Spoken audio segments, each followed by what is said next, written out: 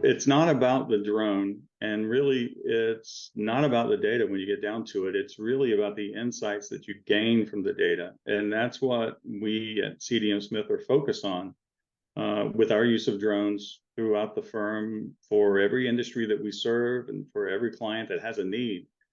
The power of drone data cannot be underestimated. And I think that it's already playing a very transformative role in the development and rehabilitation of infrastructure.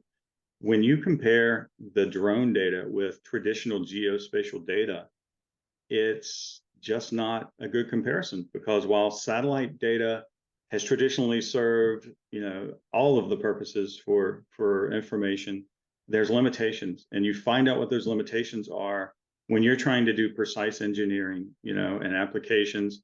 A drone, on the other hand, you're not restricted to a 3-meter pixel resolution.